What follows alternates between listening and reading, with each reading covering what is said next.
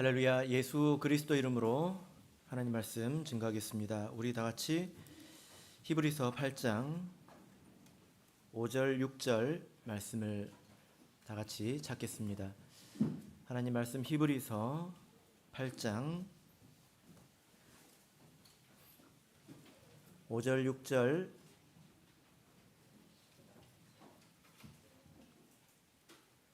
말씀을 우리 같이 읽겠습니다. 히브리서 8장 5절 시작. 저희가 섬기는 것은 하늘에 있는 것의 모형과 그림자라.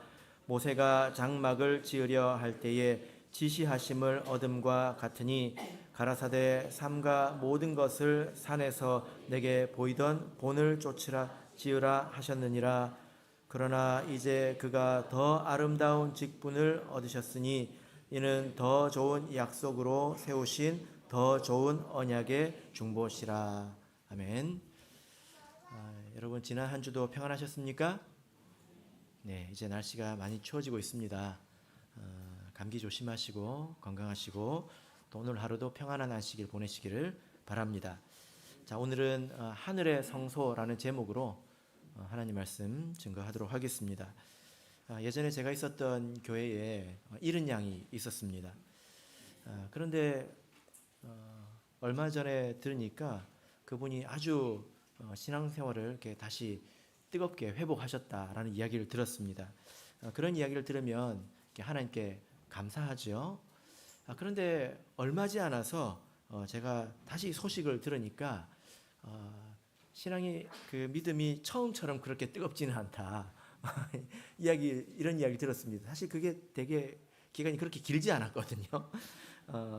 처음에는 세상에 있는 모든 사람들을 다 전도할 것처럼 돌아와서 이제 이렇게 말씀을 하셨는데 지금은 조금 100도에서 한 90도 정도로 식은 것 같습니다.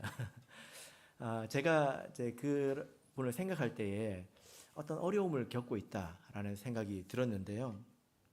우리가 이렇게 신앙생활을 회복하든지 신앙생활을 시작하든지 할 때는 어떤 방식으로든지 우리가 하나님의 존재를 느끼게 됩니다.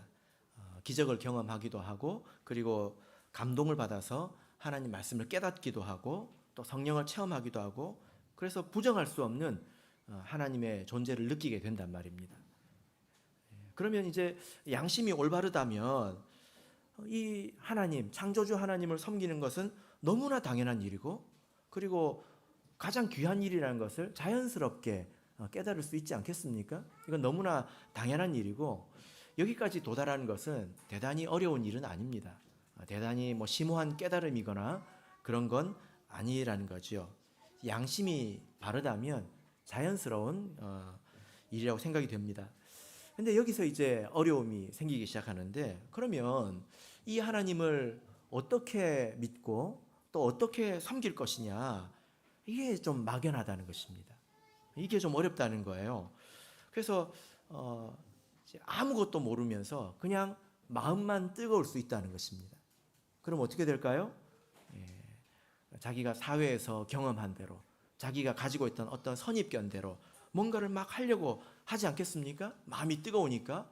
그러다 보면 부딪히기도 하고 또 신앙생활을 한다고 하는 것은 하나님을 이용하는 것은 아닙니다. 그렇죠?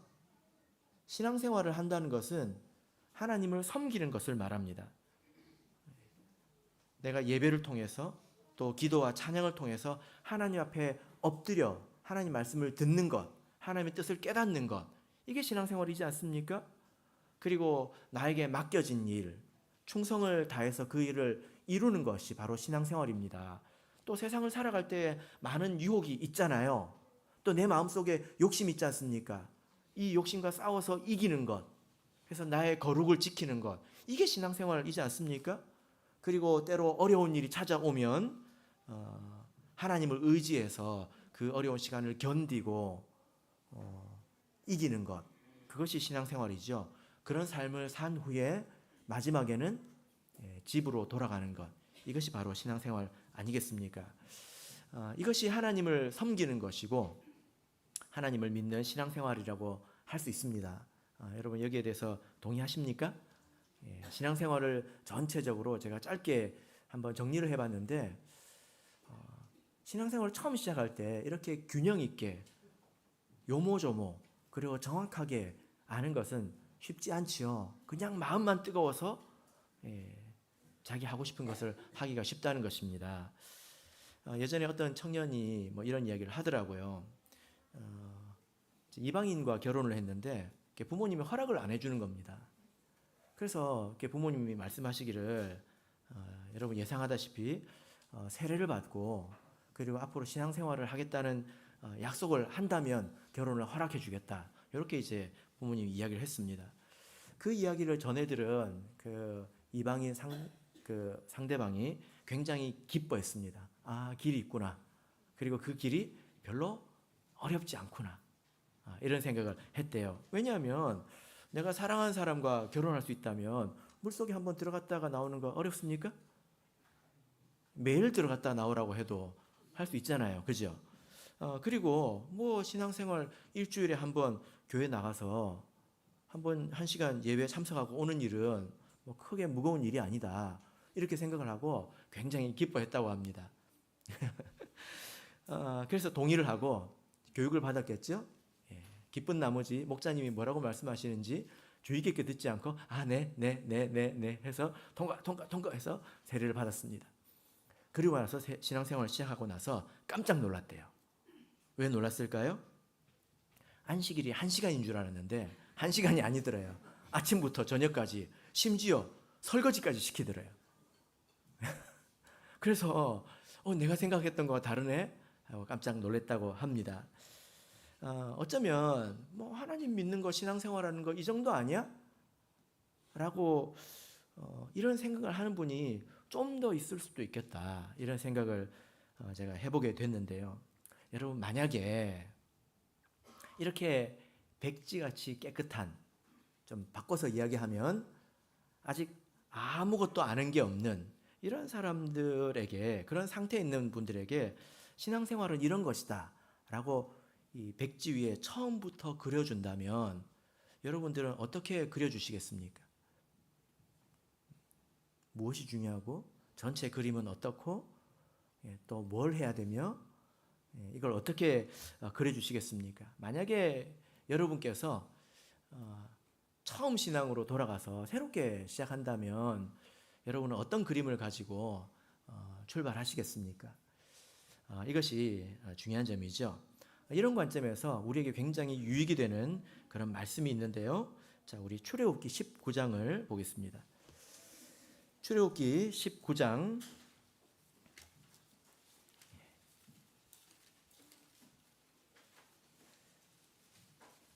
5절 6절을 보겠습니다. 출애굽기 19장 5절 6절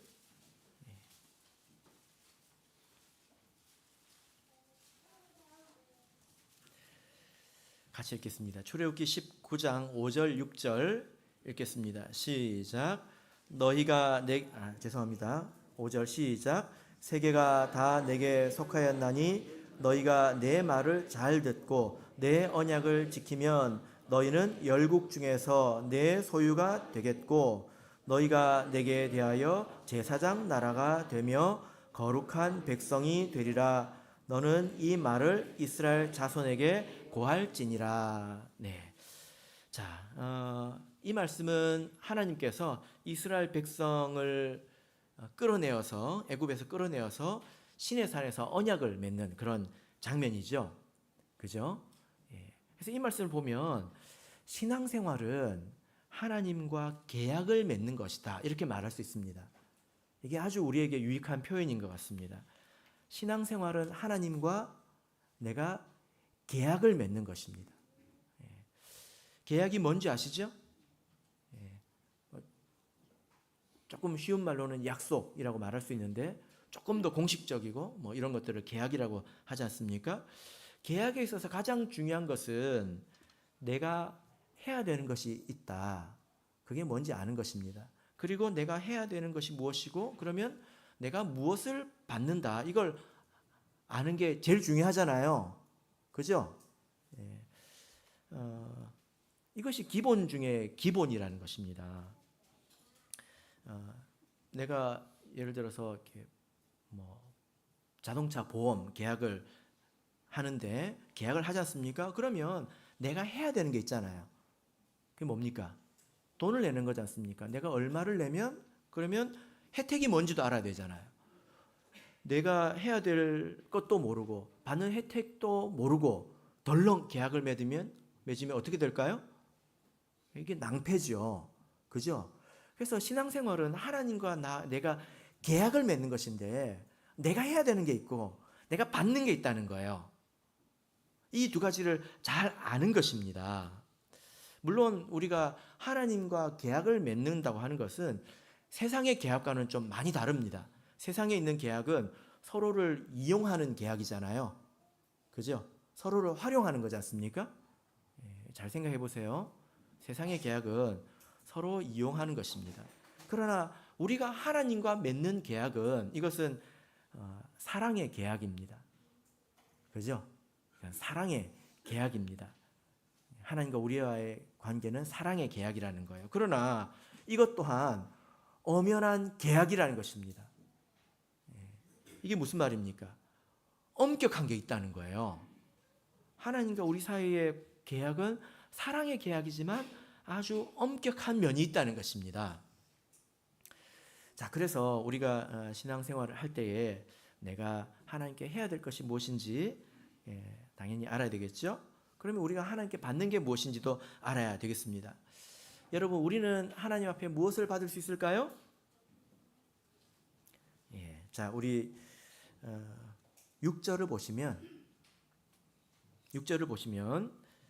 하나님께서 이스라엘 백성을 이끌어내어서 제사장 나라를 만들겠다고 하셨습니다. 하나님께서 해주겠다고 한 게 무엇입니까? 제사장 나라를 만들겠다라고 하셨다는 겁니다. 이 말의 뜻은 뭐냐면은 제사를 통해서 하나님과 백성의 관계를 유지하겠다는 거예요.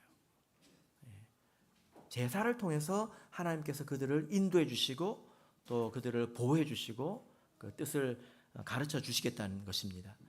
그래서 하나님과 백성 사이에 중간에 뭐가 있다는 거예요? 제사가 있다는 거예요. 그래서 제사장 나라가 되는 것입니다. 그래서 하나님과 백성 사이에 제사가 있기 때문에 제사가 아주 중요한데요. 제사가 이루어지려면 최소한 3가지는 있어야 합니다. 첫 번째는 성전, 두 번째는 제사장, 세 번째는 제물. 이렇게 3가지가 있어야 합니다. 이 3가지를 가지고 다양한 방법으로 하나님께 제사를 드리죠. 이 내용을 제사에 대해서 학생들에게 많이 가르칩니다. 학생부 영어회 때도 가르치고요. 그리고 대학부 영어회 때도 가르치고요. 단기신학 때도 가르치고 여러 번 가르칩니다. 근데 학생들이 제사를 배울 때 힘들죠. 배워도 까먹고 그런 내용입니다. 그래서 때로는 이런 생각을 하고 마음 편하게 졸기도 하죠. 이거는 구약 아니야? 우리하고 무슨 상관이야? 우리가 제사 지낼 것도 아닌데 이걸 왜 배우지? 하고 이제 마음 편하게 잠을 자는 경우도 있습니다. 왜 이렇게 힘써서 가르칠까요? 이 제사에 대해서. 왜 이렇게 힘써서 가르칠까요? 오늘 우리 히브리서 말씀을 읽었는데 이 제사가 우리 신약 성도에게 모형이 되기 때문입니다. 모형이 무엇입니까? 그래서 이 모형이 있다고 하는 것은 아주 중요한 거예요. 아주 우리에게 유익한 것입니다. 모형이 무엇입니까? 모형 만들어 놓은 거 보셨습니까? 모형이라는 게 뭐죠? 이것은 우리가 이렇게 볼 수 없는 것을 볼 수 있도록 만들어 놓은 거잖아요. 그래서 예를 들어서 너무 작아서 볼 수 없는 세포의 모형을 만들어서 세포는 이렇게 생겼습니다 하면 우리가 그걸 보고 이게 세포는 아니지만 이해를 하지 않습니까? 그리고 너무 커서 볼 수 없는 지구 이런 것들도 모형으로 만들어서 지구가 전체적으로 이렇게 생겼구나 하고 뱅글뱅글 돌려보잖아요. 그죠? 그리고 시간이 지나서 너무 오래 지나서 사라져버린 옛날의 이 도시 이런 모습들도 이렇게 모형으로 만들어 놓고 전체적으로 이렇게 바라보기도 합니다. 지난번에 우리 학생부들 강남교회 방문했을 때 롯데월드를 갔습니다. 근데 저는 그런 거 별로 안 좋아하거든요. 돈 주면 저는 할 수 있습니다. 돈 내고는 잘 안 합니다. 근데 그 옆에 박물관이 있어가지고 다른 목사님하고 같이 박물관을 갔더니 거기에 서울 이렇게 과거 한양의 모습을 굉장히 크게 만들어 놓은 그런 모형이 있더라고요. 그래서 멀리서 이렇게 위에서 내려다보면서 전체적으로 이렇게 생겼었구나 이걸 볼 수가 있었습니다. 모형을 보면 전체적으로 이해하는데 도움이 됩니다. 그냥 글자로만 듣는 것보다는. 그래서 모형이 필요하죠. 이런 것처럼 이제 구약의 제사는 지금 우리 신앙생활에 모형과 같다는 거예요. 그래서 필요하다는 것입니다. 히브리서를 보면 하늘이라는 단어가 많이 등장합니다. 한번 보실까요? 오늘 본문 5절도 보시면 히브리서 8장 5절 보시면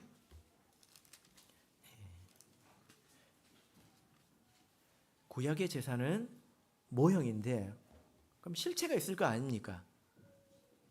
그죠? 이게 근데 실체가 안 보인다는 거예요. 진짜가 있는데 진짜가 안 보이기 때문에 모형을 만들어놨다는 것입니다.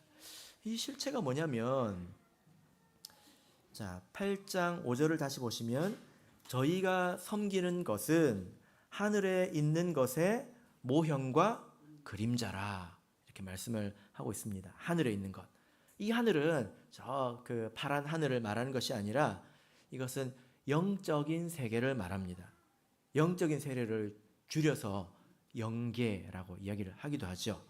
그죠? 자, 여러분 보세요.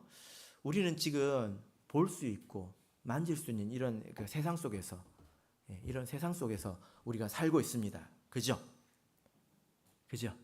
그런데 한편으로 우리는 보이지 않는 하나님과 그리고 천사 그리고 마귀 이런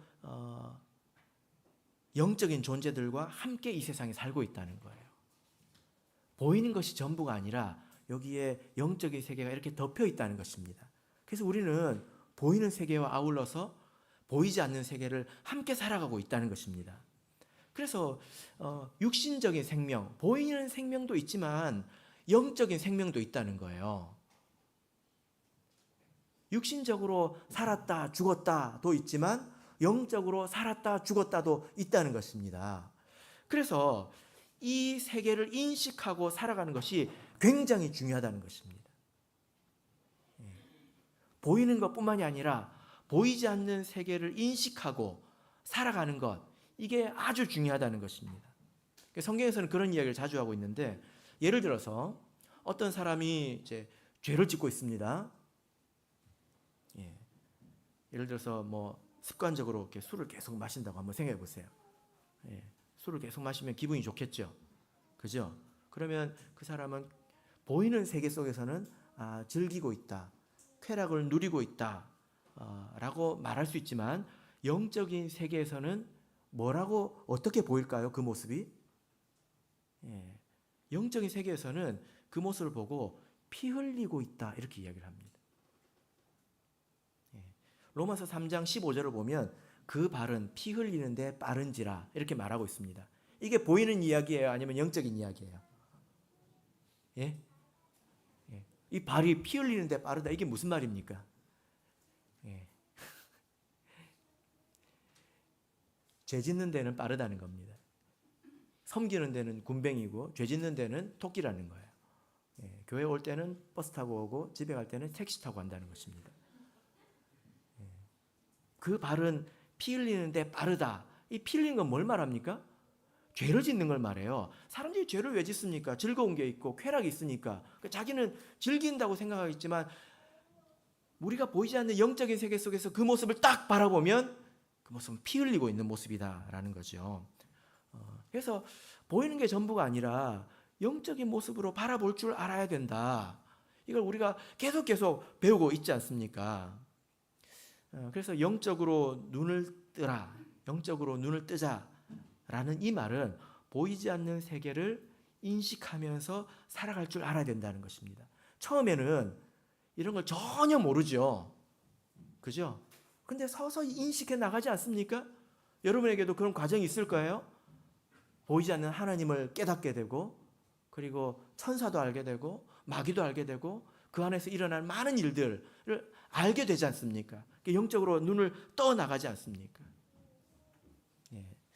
제가 아직도 기억이 나는데, 제가 부산교회에서 처음 신앙생활을 시작을 했는데, 그때 이영한 장로님이 계셨습니다. 근데 나중에 알고 보니까 그 이름의 뜻이 영적인 눈이라는 그런 뜻이라고 제가 처음에 들었던 기억이 나요. 그래서 그때 이름이 참 좋다고 생각했습니다. 왜냐면 발음하기도 좋고, 그리고 그 의미가 영적인 세계를 깨닫고자 하는 마음이 있잖아요. 그래서 참 합당하다 이런 생각을 제가 그때 했던 기억이 납니다. 성경을 보면 이런 영적인 눈을 뜨라고 많이 말씀하고 있습니다. 보이는 게 다가 아니라 사실은 보이지 않는 것이 진짜라는 겁니다. 죄 짓고 있을 때 쾌락의 모습이 진짜예요? 피 흘리는 게 진짜예요? 뭐가 진짜입니까? 피 흘리는 게 진짜잖아요. 그걸 볼 줄 알아야 된다는 거죠. 에베소서 1장 18절을 보겠습니다. 에베소서 1장 18절.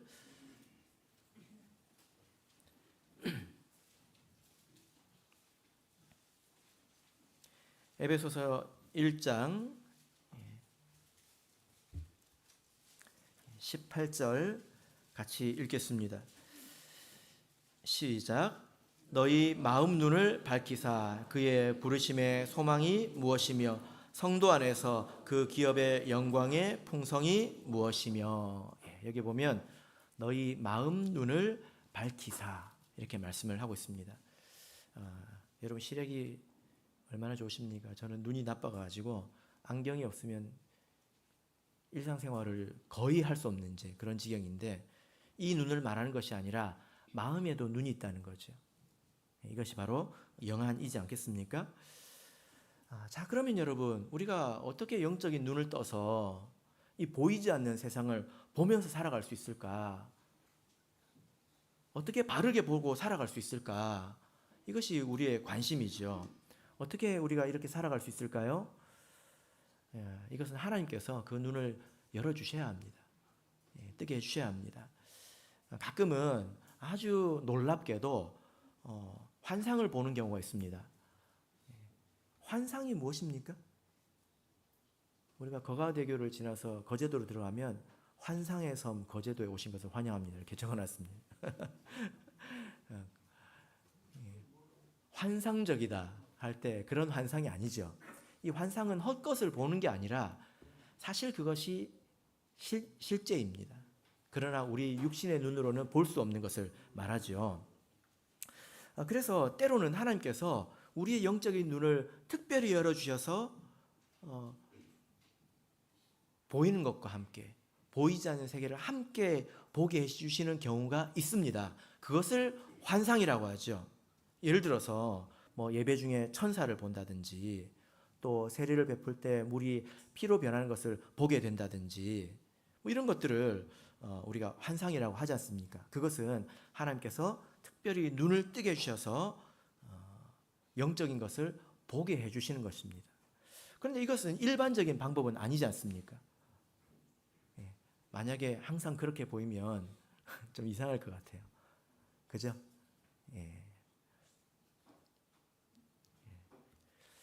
그러면 어떻게 볼 수 있을까요? 우리가 이 세상을, 영적인 세상을 어떻게 볼 수 있을까요? 우리가 성경을 통해서 볼 수 있습니다. 이것이 일반적인 그리고 정식적인 그런 방법이죠. 성경은 보이지 않는 영적인 세계에 대해서 설명해 주는 책입니다. 그래서 우리가 성경 말씀을 읽고 그냥 믿으면 됩니다. 그죠? 성경 말씀을 우리가 잘 읽어보면 된다는 것입니다.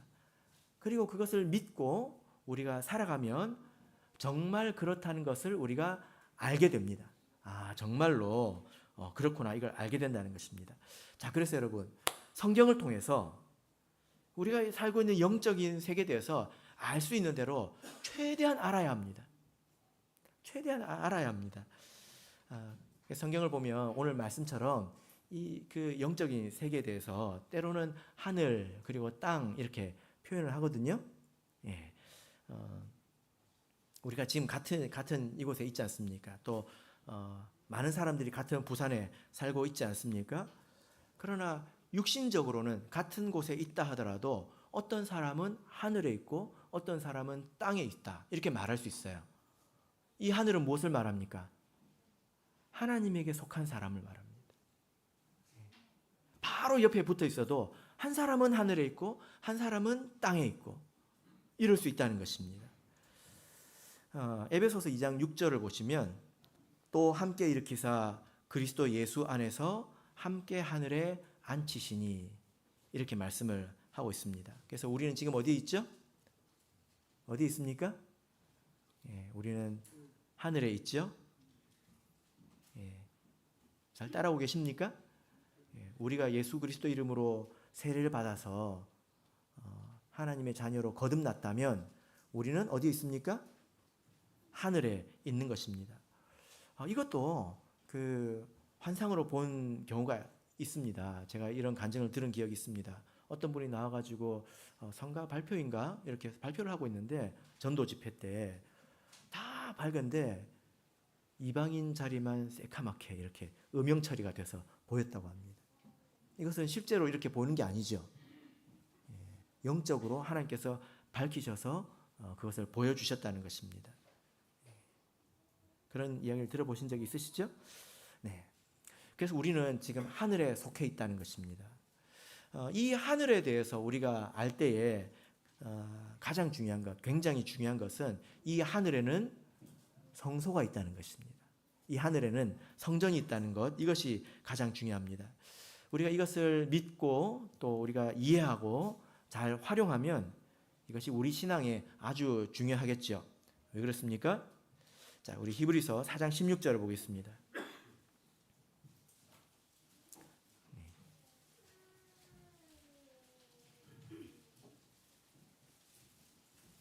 히브리서 4장 16절.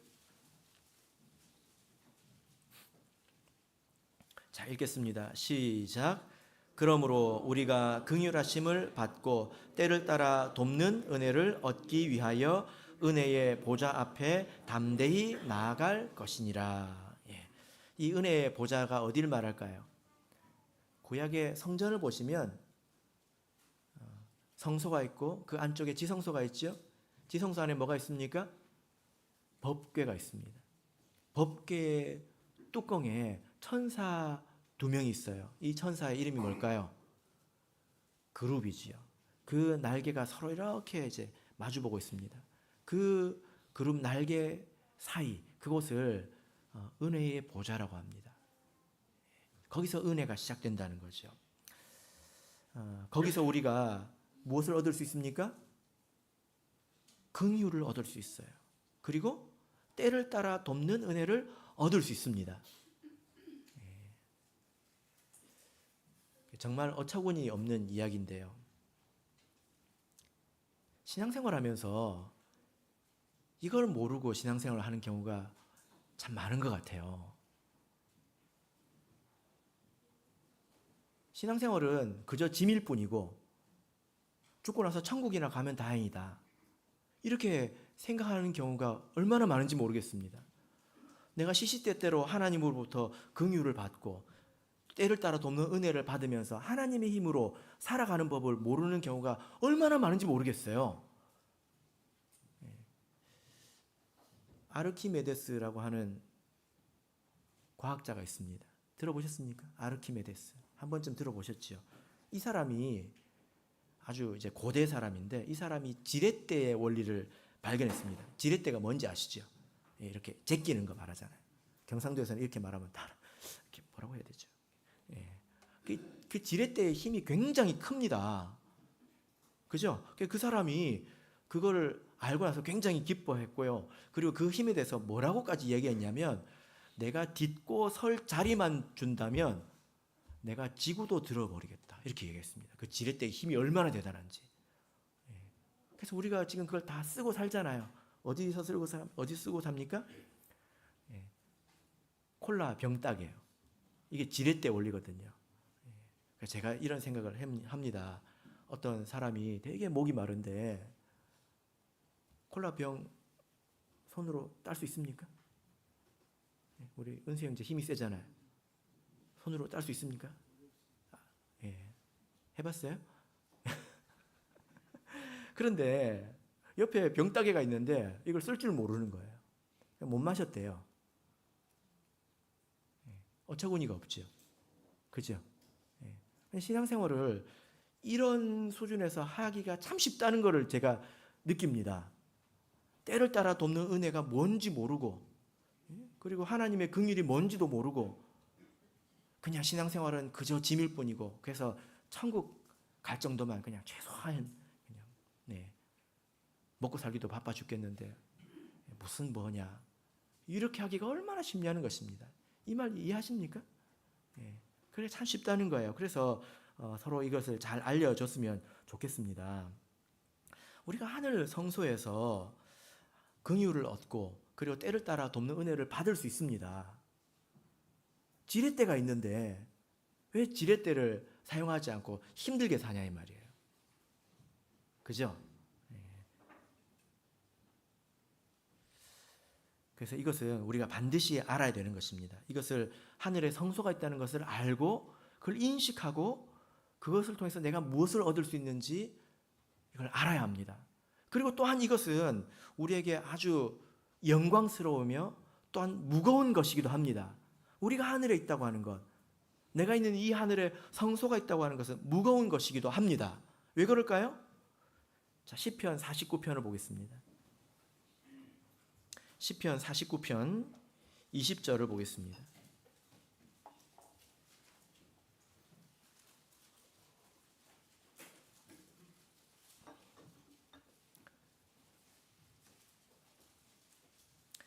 시편 49편 20절 같이 읽겠습니다. 시작. 존귀에 처하나 깨닫지 못하는 사람은 멸망하는 짐승 같도다.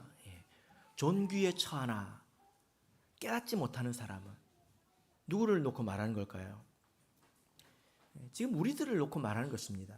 이 하늘 아래 있다고 하는 것은 굉장히 영광스러운 것이고 존귀한 것입니다. 그런데 그것을 알지 못하고 하늘 성소에 거미줄이 쳤단 말이에요. 이래서 되겠습니까? 그러면 이 존귀함, 이 영광됨을 알지 못하고 예수 그리스도의 보혈을 헛되이 낭비해버리는 거잖아요. 이것은 멸망하는 짐승 같도다, 이렇게 말씀을 하고 있다는 것입니다. 여러분, 그래서요, 우리가 하늘에 있다면 여기에는 성소가 있다는 것을 반드시 알아야 합니다. 그러면 이 하늘 성소는 어떤 곳이죠? 이것이 영적인 것이고 우리가 눈으로 볼 수 없기 때문에 이것을 모형으로 이 땅에 만들어 놓은 것이 바로 구약의 성전이고 제사장이고 또 제사가 되겠습니다. 그 모습을 우리가 잘 보면 그 어떤 신앙의 원리를 알게 되고, 보이지 않는 세계 속에서 우리가 하나님께 어떻게 나가야 되며 하나님께서 우리에게 무엇을 어떻게 해주시는지 이것을 깨달아 알 수 있다는 것입니다. 그러니까 이것을 알아야 되겠죠.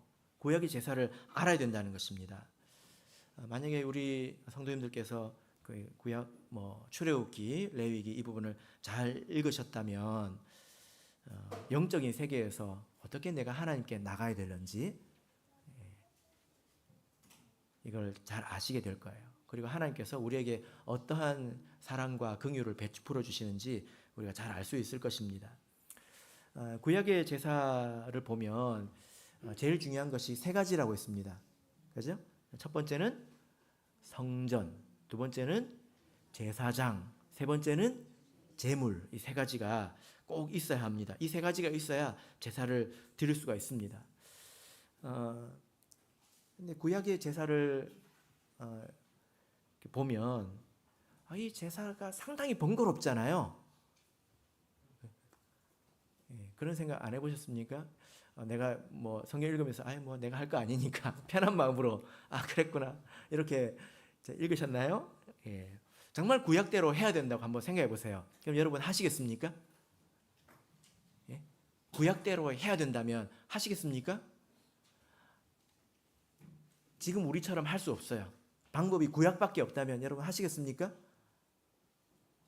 예, 해야죠. 예, 해야죠. 왜 그렇습니까? 다른 길이 없기 때문이에요. 한번 생각해 보세요. 이게 굉장히 번거롭습니다. 이 구약의 제사를 연구하는 사람들이 굉장히 많은데 뭐 우리나라에도 거기 관심 있는 사람들이 되게 많고요. 일반 교회 중에 어떤 교회에서는 이것을 구약의 제사를 실제로 시연을 해본 적도 있어요. 어떻게 나라의 허가를 받아가지고 좀 오래전에 뭐 지금은 좀 어려울 수도 있을 수 있겠습니다. 근데 실제로 짐승을 죽여가지고 피를 받고 요거 이렇게 모형을 만들어서 한 적이 있어요. 예, 그 사진도 있고 영상도 이렇게 남아 있는데 제가 실제로 한 분한테 이렇게 들어보니까 굉장히 번거롭고 그리고 생각지도 못한 문제들이 많이 있다 이런 이야기를 들었습니다. 제일 번거로운 문제는 뭘까요? 이건 사실 우리나라에서 할 수 없어요. 예, 어디서 해야 될까요? 예루살렘에 가야 합니다. 가야 할 수 있어요. 그죠? 예, 여기서 못합니다. 똑같이 성전을 지어서 여기서 못해요. 그럼 하나님이 싫어하십니다. 구약을 보면 거기 가야 합니다. 예, 그리고 이런 이야기를 들었습니다. 동물을 이렇게 칼로 탁 찔러가지고 피가 막 쏟아지지 않습니까? 그럼 피를 받아가지고 요걸 이렇게 바르고 뿌리고 해야 되는데 이게 바르기도 전에 굳어버린대요. 바르기도 전에 굳어버린대요. 그래서 그분들이 어떻게 했냐면 병원에 가면 혈액 응고를 막는 약이 있지 않습니까?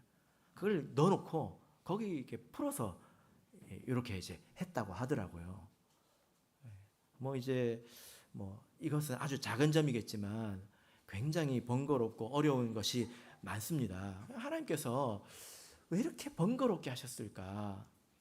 왜 멀쩡한 동물을 죽여서 태우게 하셨을까? 여기에는 다 하나님의 뜻이 있습니다. 이런 것들은 다 의미가 있죠. 그게 다 교훈이 있다는 거예요.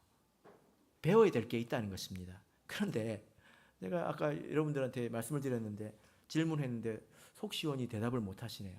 만약에 신약이 없고 구약밖에 없다면 여러분 예루살렘에 가시겠습니까? 거기 안 가면 어딜 가야 되죠? 밑으로 가야 돼요. 그래서 예루살렘에 가는 게 좋은 거예요? 나쁜 거예요? 어려운 갑이네. 예를 들어서 여러분 미국에서 트럼프 대통령이 저를 만나자고 하면 제가 가야 될까요? 말아야 될까요? 예? 가야 될까요? 말아야 될까요? 예, 제가 오늘 생각을 해봤는데 갈 것 같습니다. 예, 왜 갈까요? 예, 그러면 뉴스에 많이 나오지 않을까요? 우리 참예수교회 조회수를 많이 올릴 수 있기 때문에 가야 되지 않을까? 전 세계 어느 나라 대통령이라도 아마 대부분 갈 겁니다. 어떤 사람이라도. 왜 그래요? 얻는 게 많기 때문이지요. 거기밖에 없다면 가야죠. 그런데 트럼프 대통령을 만나는 것보다 예루살렘에 구원이 있다면 거기 가야 되지 않겠습니까? 그래서 그것은 아름다운 것입니다. 예루살렘 성전은 아름다운 것이고 그 제사장 직분은 존귀한 것입니다. 자, 이제 본문으로 돌아가겠습니다. 히브리서 8장 6절입니다. 히브리서 8장 6절. 자, 읽겠습니다. 시작. 그러나 이제 그가 더 아름다운 직분을 얻으셨으니 이는 더 좋은 약속으로 세우신 더 좋은 언약의 중보시라. 예, 지금 우리 신약은 더 아름답다. 그러니까 구약은 어떤 것입니까? 구약은 아름다운 거죠. 나쁜 게 아니라 아름다운 겁니다. 그러나 신약은 더 아름답다는 거예요. 구약의 성전은 아름다운 것이지요. 우리 영적인 성전은 더 아름다운 것이다. 이렇게 말씀을 하고 있습니다. 그래서 여러분, 우리가 속한 이 영적인 하늘에 보이지 않지만 거기에 제사장이 있고 거기에 재물이 있다는 것입니다. 그것을 히브리서에서 말씀을 하고 있죠. 그죠? 그래서 우리가 이 영적인 성소에서 하나님께 나가는 방법을 알아야 합니다.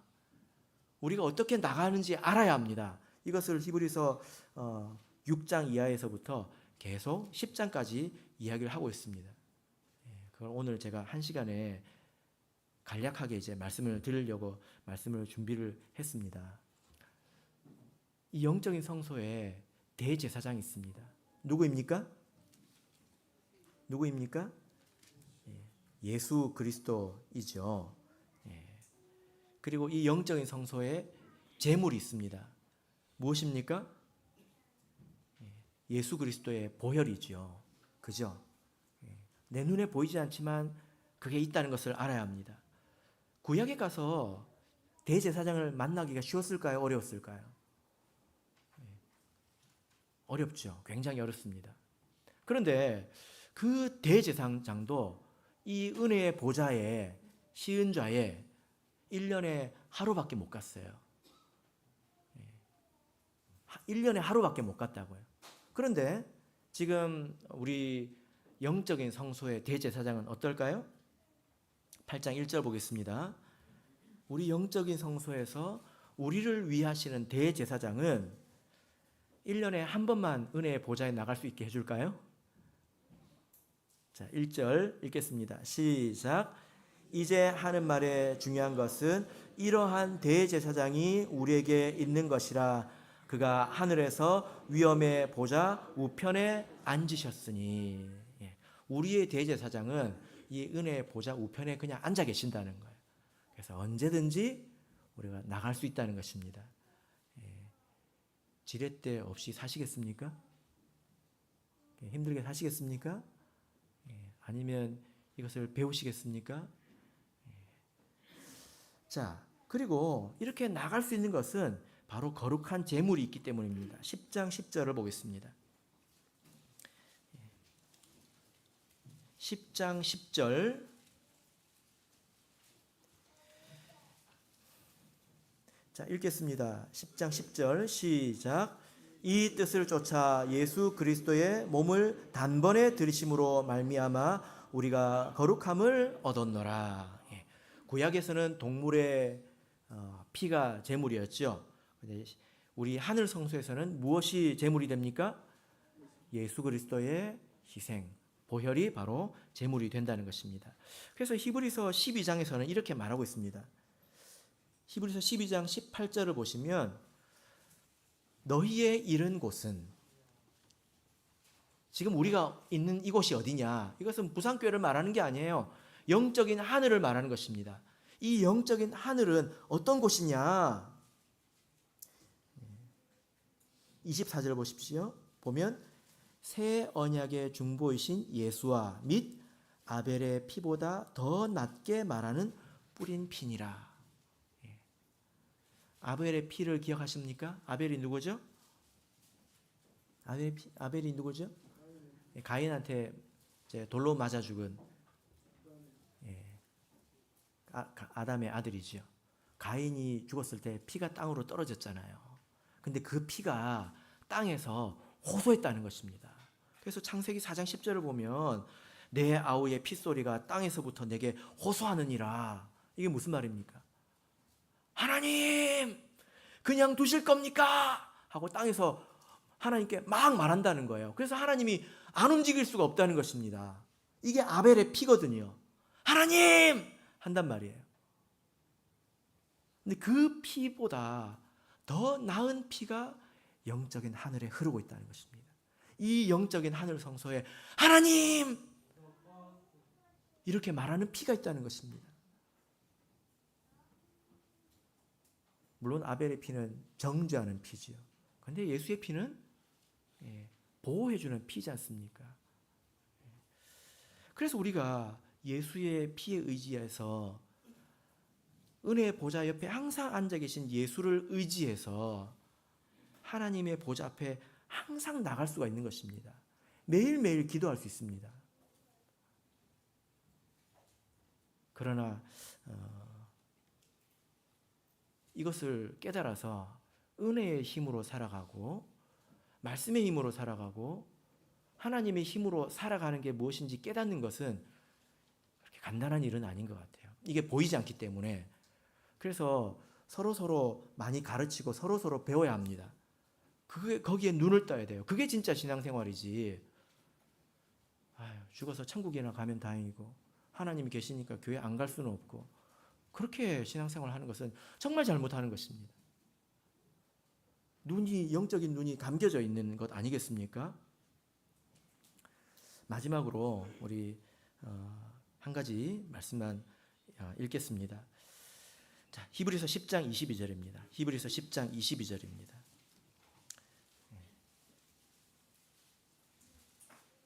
우리는 이 하늘에서 예수 그리스도의 보혈의 은혜로 하나님께 나아갈 수 있습니다.